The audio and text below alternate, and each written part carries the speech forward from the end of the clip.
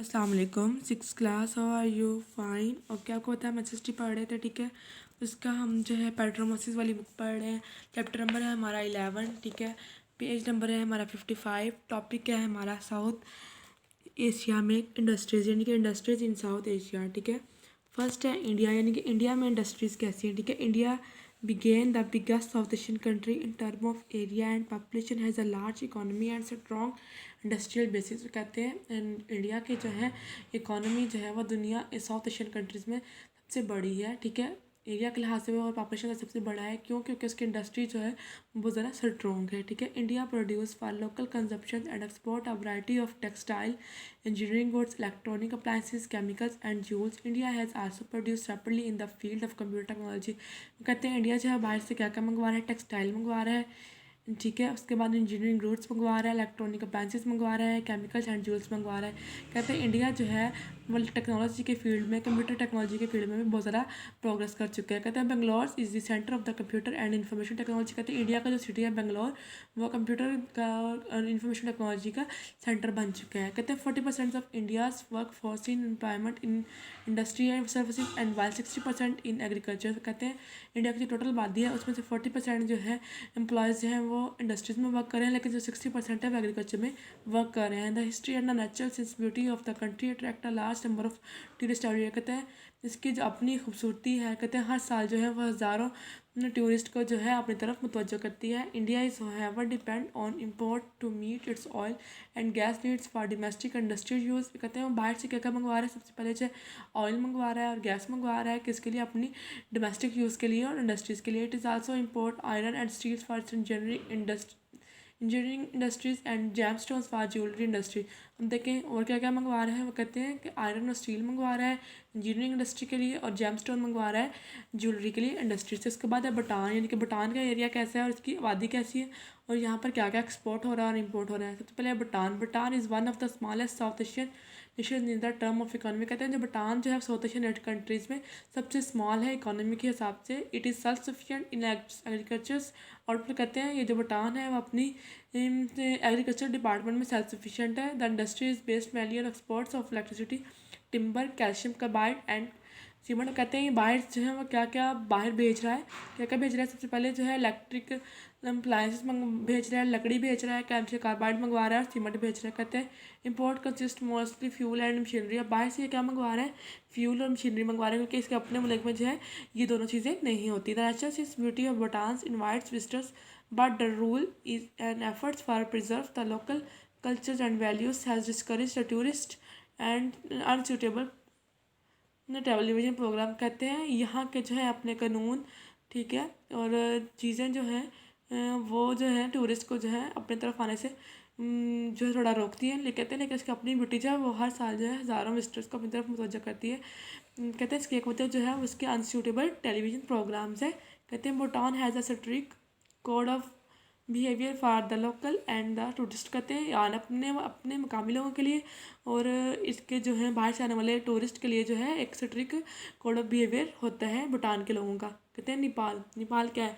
Nepal like Bhutan is land lock country spread across the lower Himalayas to higher peak. कहते हैं भूटान की तरह ये भी जो कंट्री जो है टोटली जो है वो पहाड़ी इलाका है, लेकिन कहते हैं लोअर हिमालयास तक कहते हैं यहाँ पर बड़ी बड़ी पहाड़ियाँ हैं।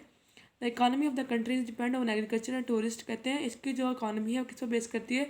ज़राअत पर और टूरिज़्म पर। The variety and abundance of flora and fauna in Nepal along with its अवेफर्स in spring mountains attract a large number of tourist and mountains. यहाँ पर ये फ्लोरा फाना क्या है? प्लांट्स के टाइप है। कहते हैं ये दोनों चीज़ें जो हैं वो नेपाल के लोगों को अट्रैक्ट करती हैं टूरिस्ट की तरफ। उनकी जो पहाड़ियाँ हैं वो भी एक अहम किरदार अदा करती हैं।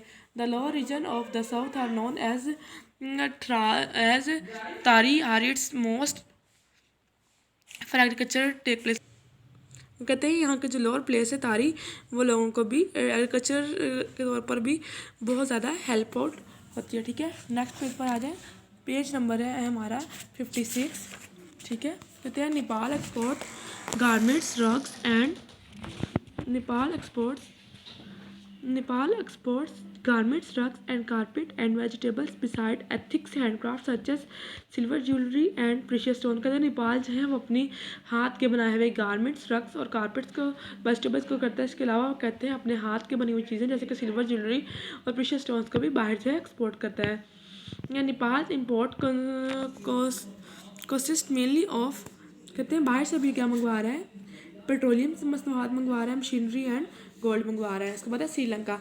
श्रीलंका के बारे में कह रहे हैं कि श्रीलंका की इकोनॉमी कैसी है और वो क्या क्या मंगवा रहा है। ठीक है, ये साइड पे देखें, ये जम स्टोन्स बने हुए हैं, ठीक है, जो कि माइंड किए गए हैं श्रीलंका से। ओके, नेक्स्ट है श्रीलंका की चीज़ों के बारे में पढ़ते हैं। Sri Lanka economy is based largely in agriculture. कहते हैं श्रीलंका की जो एग्रीकल्चर है वो किस पर डिपेंड, इकोनॉमी जो है वो एग्रीकल्चर पर डिपेंड करती है।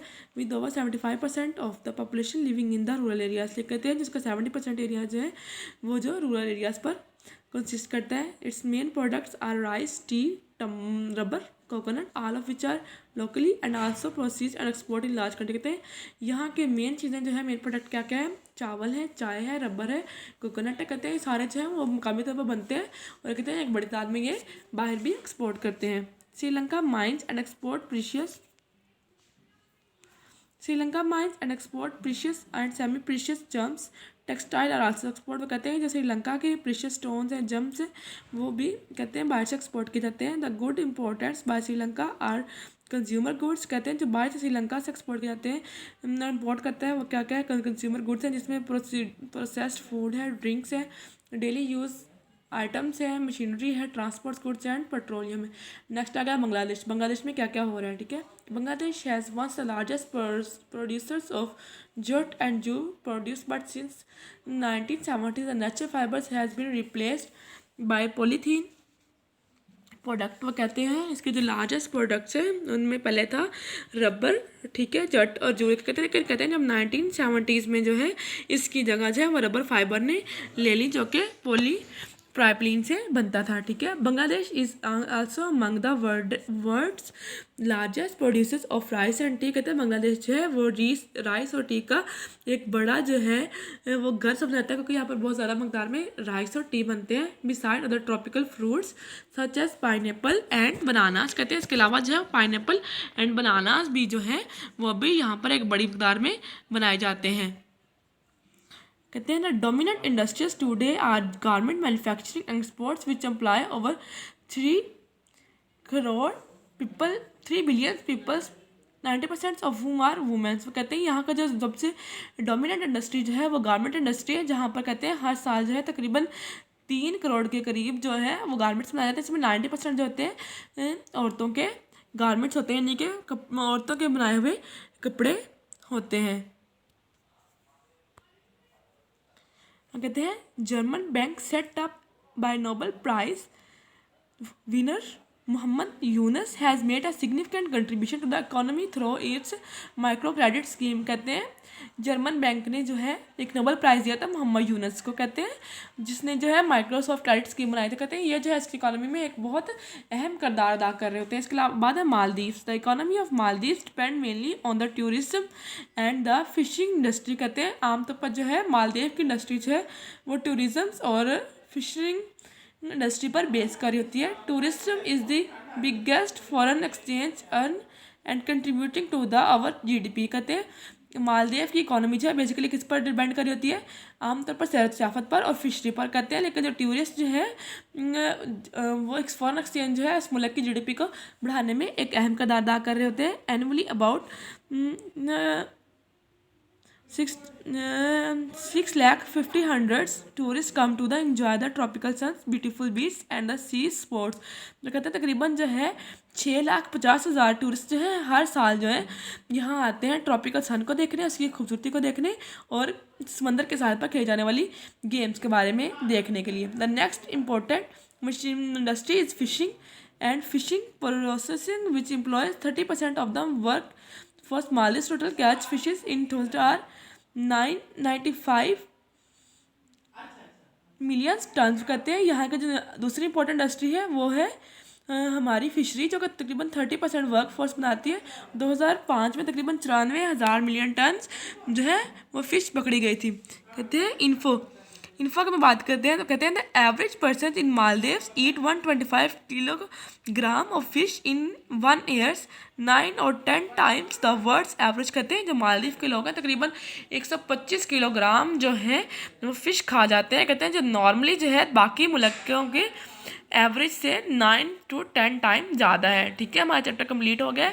मैंने क्वेश्चन आपको करवा दिए थे, आपने चैप्टर पूरा अच्छे से याद करना है, इसको लर्न करना है। ओके, अल्लाह हाफिज़।